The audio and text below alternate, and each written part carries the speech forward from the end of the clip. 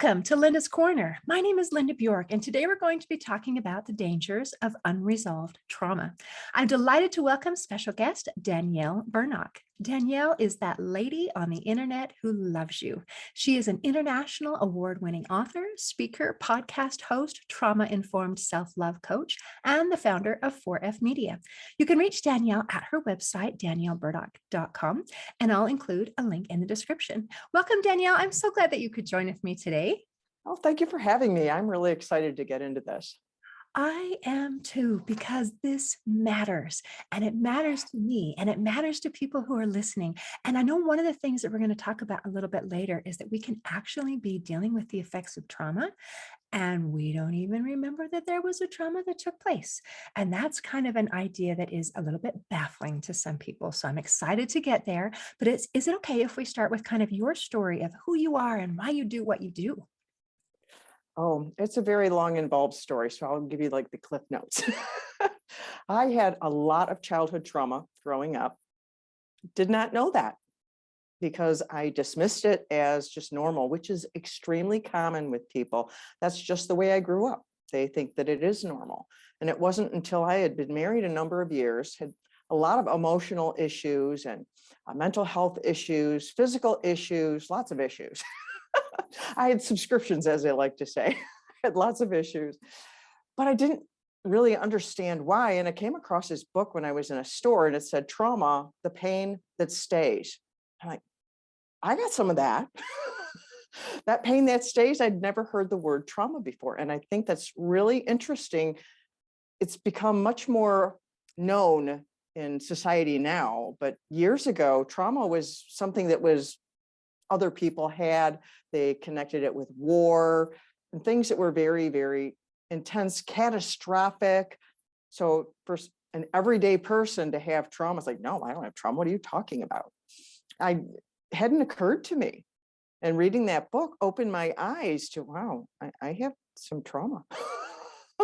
It was quite a long time ago.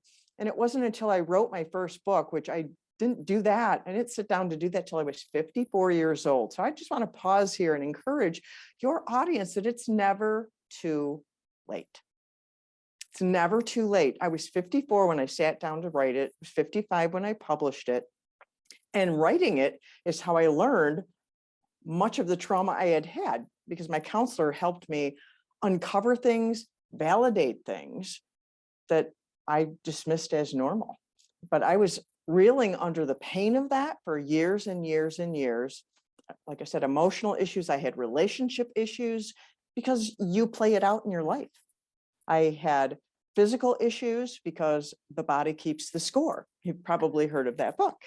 Definitely. It does. And I had gone to the emergency room and they sent me home saying it's all in your head and you're making it up and it's just gas and all these, so much shaming around that.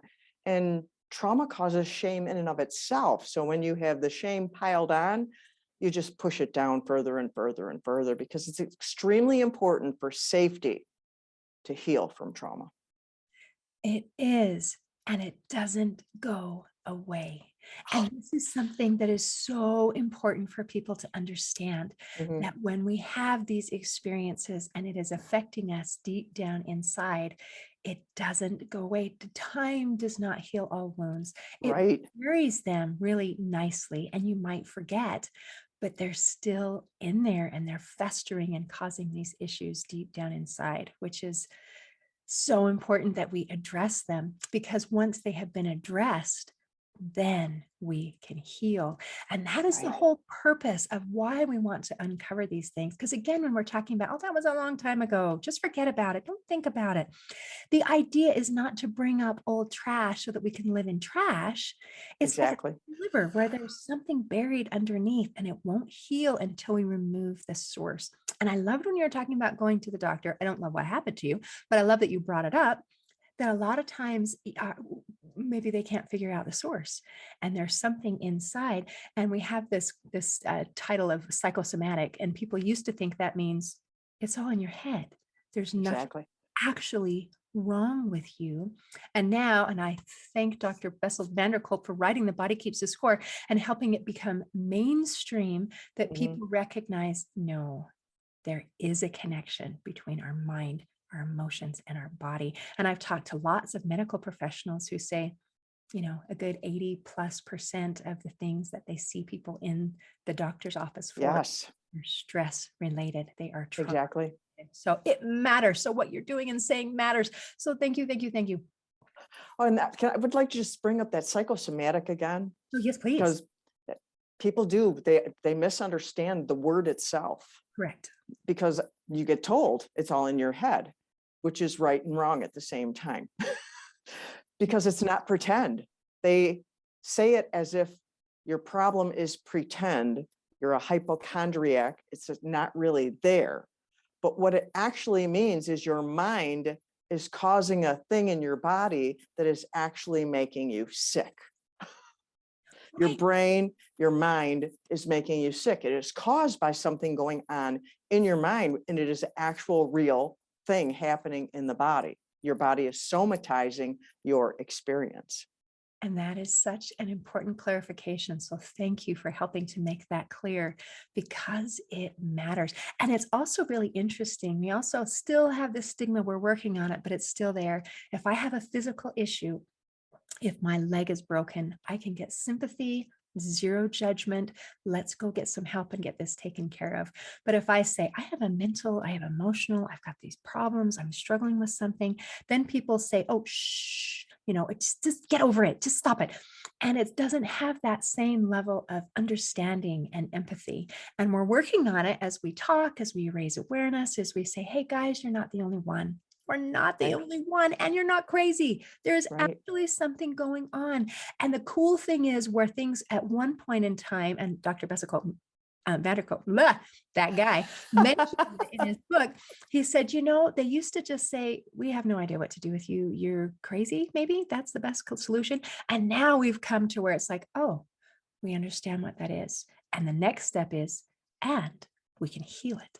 And that is so helpful Yes, and hopeful. yes. It was hopeless before. They said that it didn't affect your brain. And then they said it affected your brain and you can't heal. And now they know that it affects your brain and you can heal. So Great. they're learning, they're growing. Like even Dr. Vanderkolk, in his book, The Body Keeps the Score, he talks about CPTSD.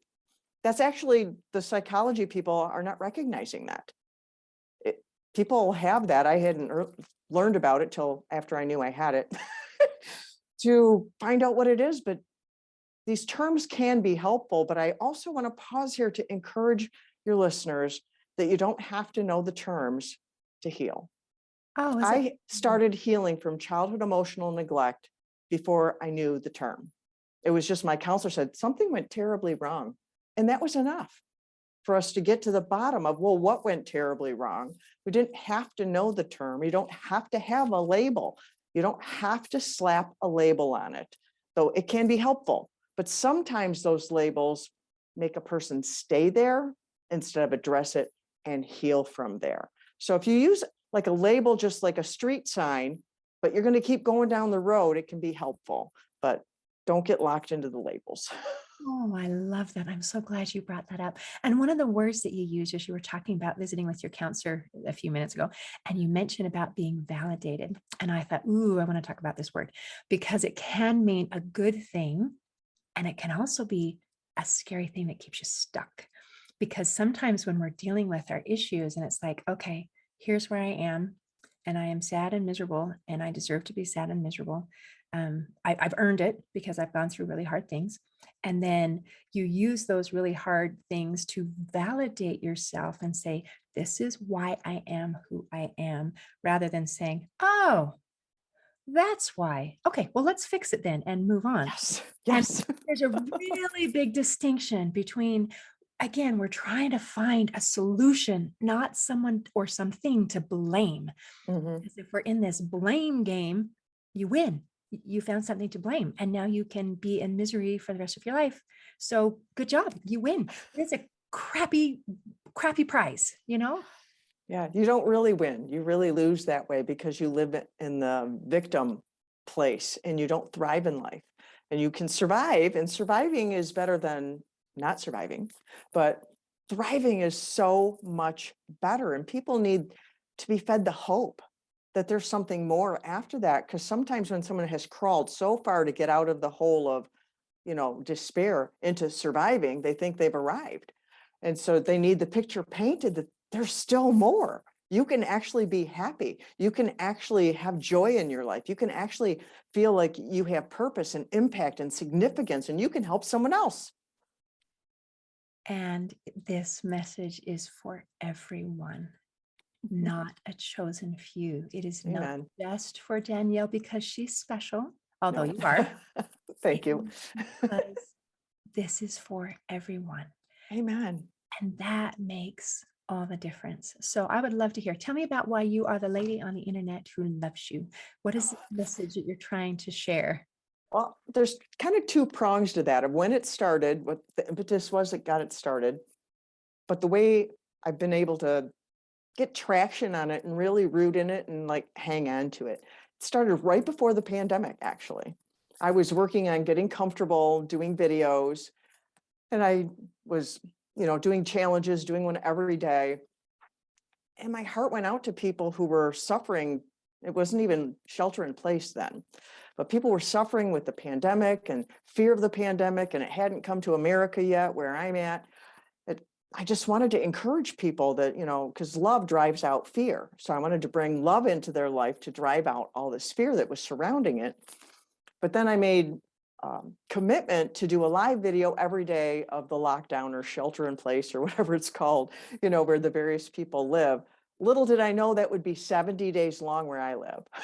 70 days, I did a live video every day for 70 days. And through those days, the love just increased. I just wanted to encourage people because the fear was increasing and increasing and increasing. So I wanted to like reach through my videos and just hug people. So that's what was my heart was at. So it started with, I'm that lady who says she loves you, but then it's like, no, I just do. I love you. And people are like, how can you love me? You don't even know me. Well, if I can hate you for no reason, I can love you for no reason. And I found someone had made a graphic about that, and I shared that and started speaking that, and people are like, yeah, well, yeah, they started to get a thing about that. But I've learned that I really hold on to it because I grew up feeling unloved because of the childhood emotional neglect. And I'm not alone in that. Many people grow up feeling unloved, or they go through things that they did at one time, or they've gone through a betrayal, and so now they feel unloved. And knowing you're loved, I believe, is the single most important thing for any human being to know. I believe we're created in the image of God, who is love. And so it makes perfect sense that our very fabric of our being is the need for love. And so I want to feed into this love. I lacked it. And so I want to pour it into others because it's just so important. It's my core message is love. And then want to help people heal from trauma, regain their promise of life, to feel like they have significance, and all that, because I'm a coach and all that stuff too. But love is really my foundation. Wow. I am so delighted that we had a chance to meet up because we are so on the same page with that one.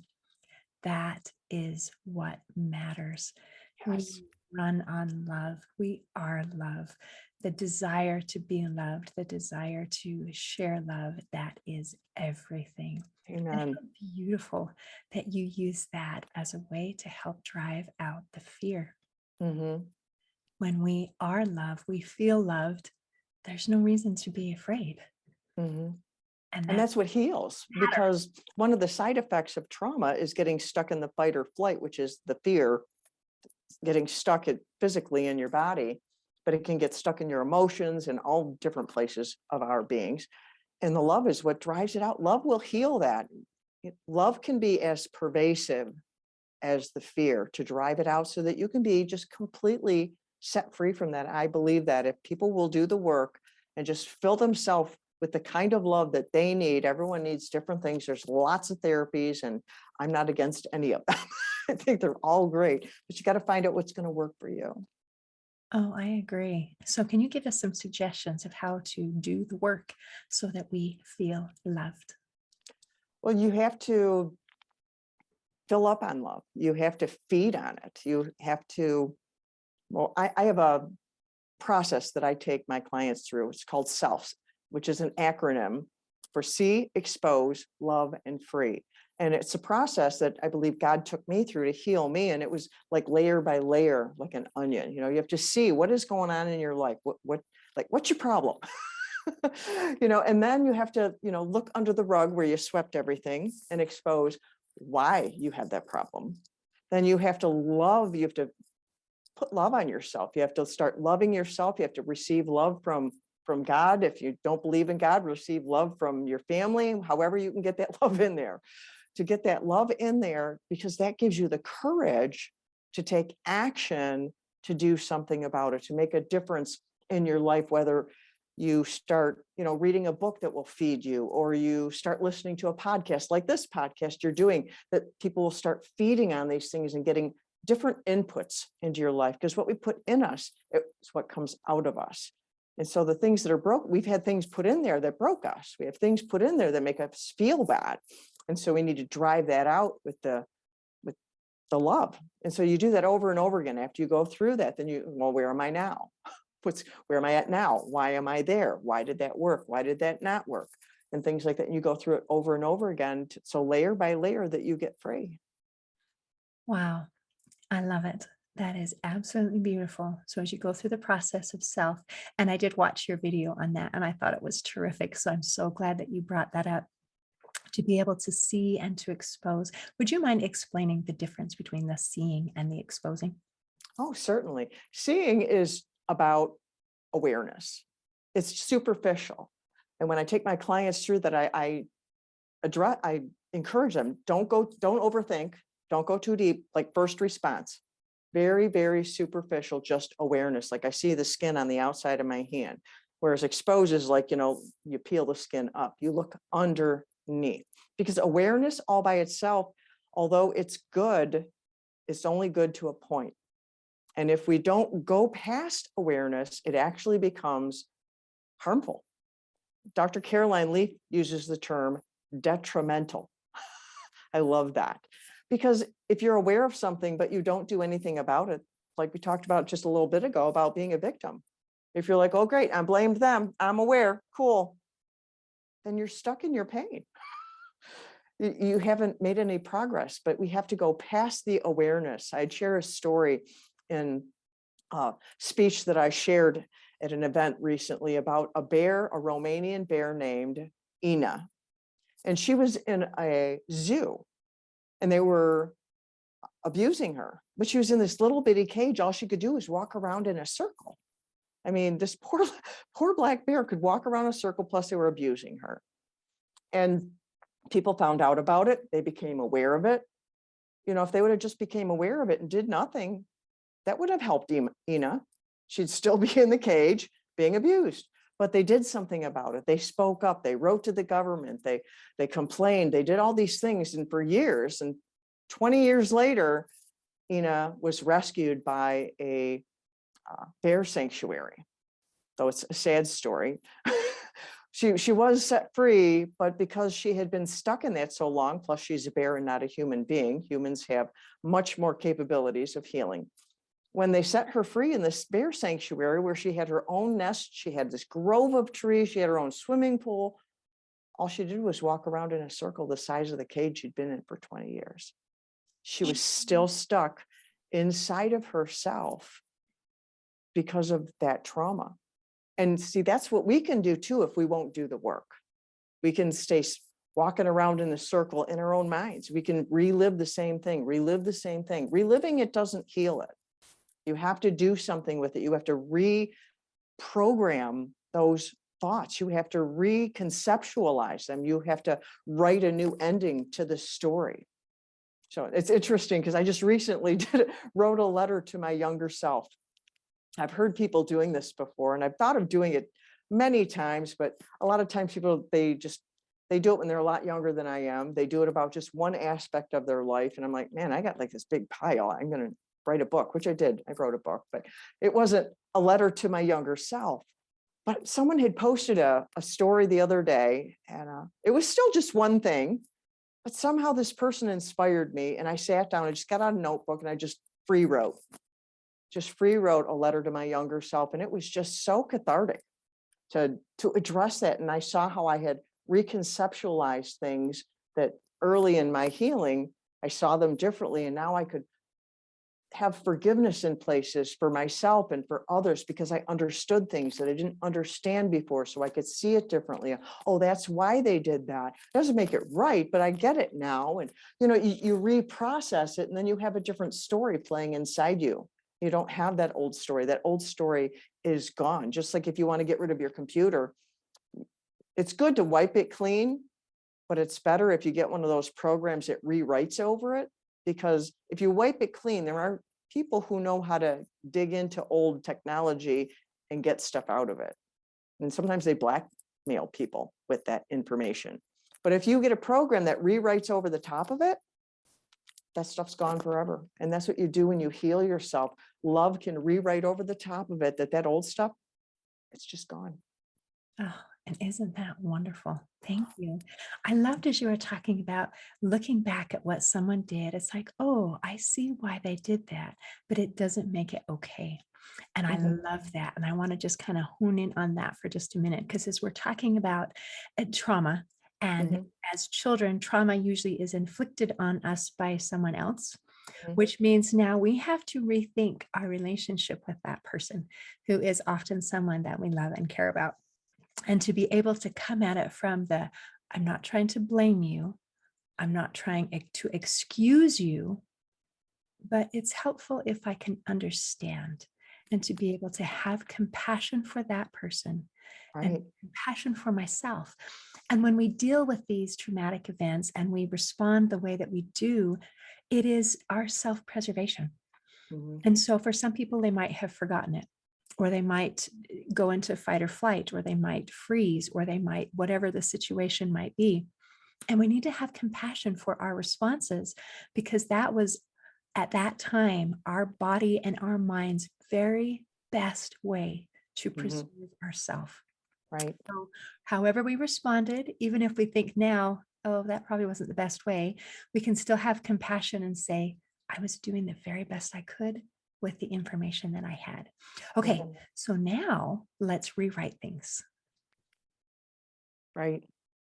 That is, Right. Because we need to learn to love ourselves. Because when we've gone through trauma like that, you said we need to have compassion, but that doesn't come automatically when you've had trauma. What comes automatically when you have trauma, especially as a child, is self-blame. Self-blame, self-condemnation, and shame. You want to go hide under that rug with the information. And you have to learn how to love yourself, which is why that's my tagline: love yourself from survive to thrive. You have to love yourself, but it's a learned thing. You have to learn, well, why don't I love myself? And then you have to get to the bottom of that and then teach yourself how to love yourself by feeding on love. And I use the love of God to do that. And then self-compassion is different than self-love.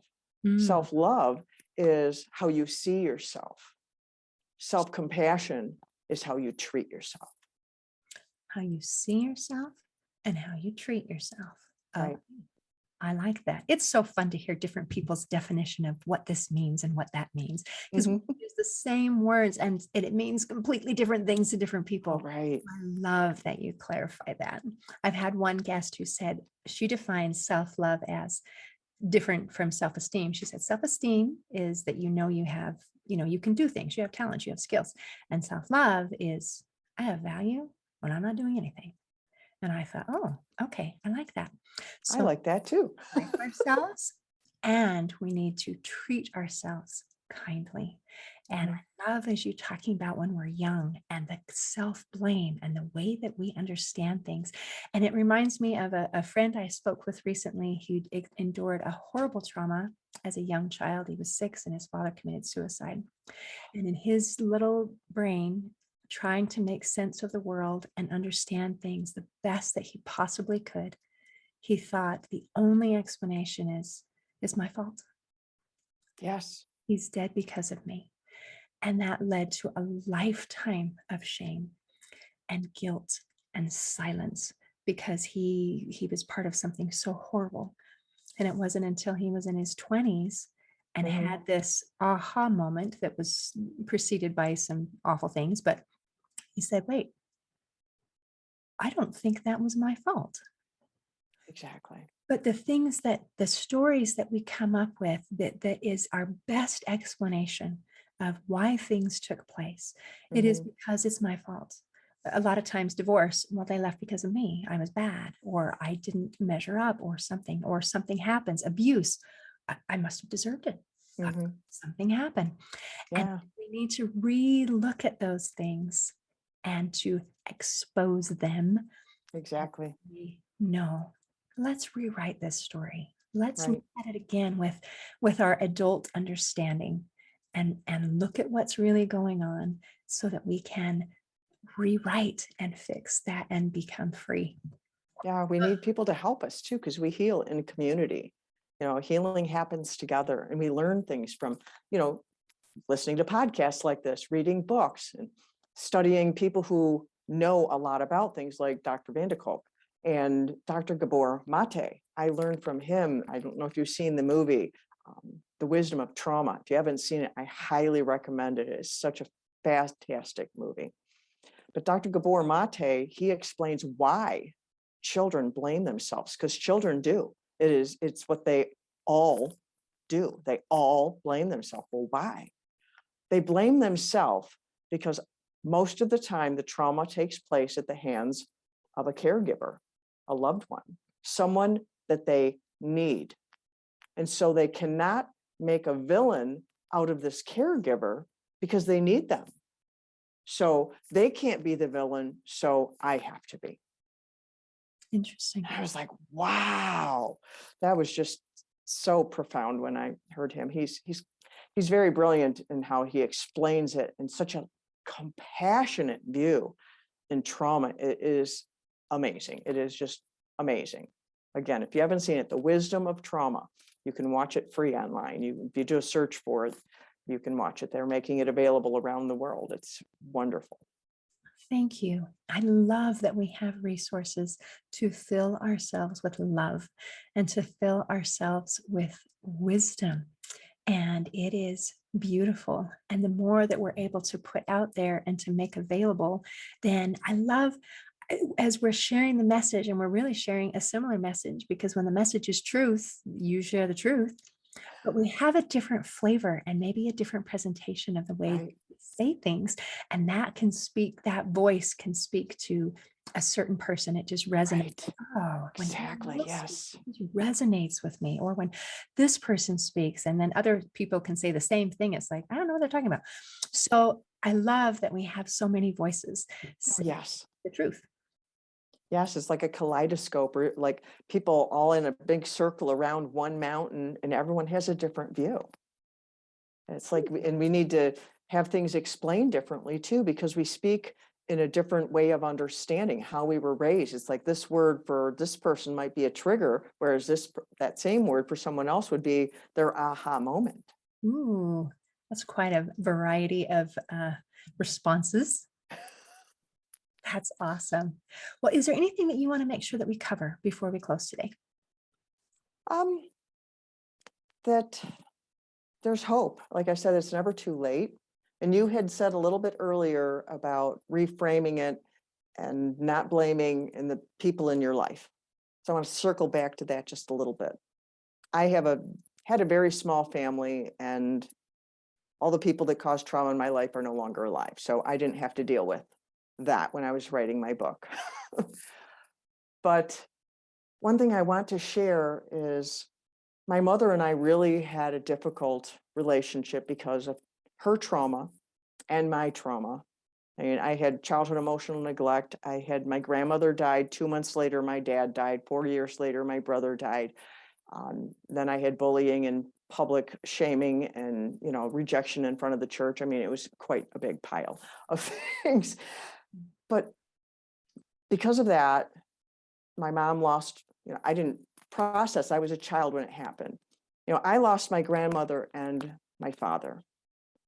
But something I didn't realize until much later in life when she reached out to me and said, "Do you want to be friends?" and we went out to lunch and we started rebuilding our relationship. And we started talking through, when you did this, I was upset because of blah, blah, blah, blah. Well, when you did this, I thought you were doing this, and we talked it out.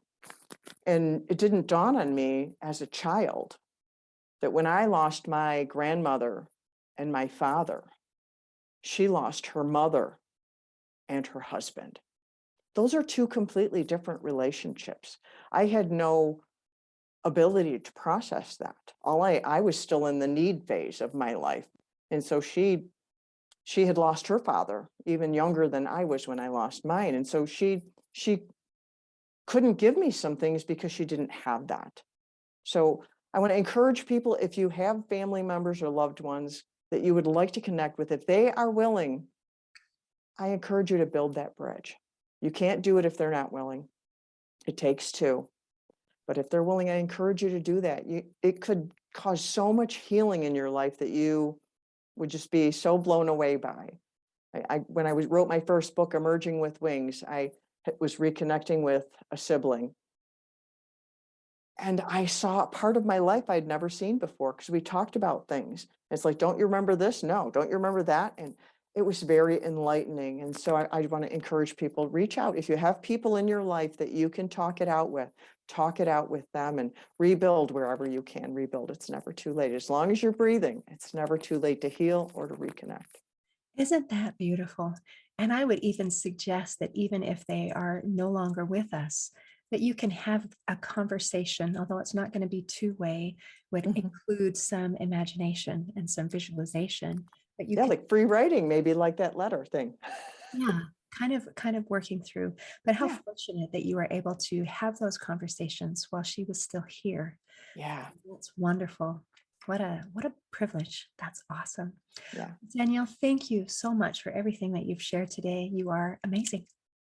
Thank you for having me. I really enjoyed this. I could just talk about it all day long, because that's my heart. I want people to know they're loved. I want them to know they can heal. I want them to have hope. And I could talk about it all the time because I love it. And it shows. Thank you. In closing, I'd like to share a quote by Laurel K. Hamilton. She said, "There are wounds that never show on the body that are deeper and more hurtful than anything that bleeds." If you've experienced any type of trauma in your life, I invite you to heal and become free. See you next time on Linda's Corner. Thanks for listening. If you enjoyed this episode of Linda's Corner, please share and subscribe to help us reach new listeners. I also invite you to check out my nonprofit, Hope for Healing, at the website hopeforhealingfoundation.org for free ebooks, free audiobooks, and other free resources to help increase happiness, build confidence and self-esteem, strengthen relationships, manage stress, and calm feelings of depression and anxiety. I also invite you to grab a copy of one of my books, like Crushed, A Journey Through Depression, or Amazon bestseller, You Got This, an action plan to calm fear, anxiety, worry, and stress. See you next time on Linda's Corner.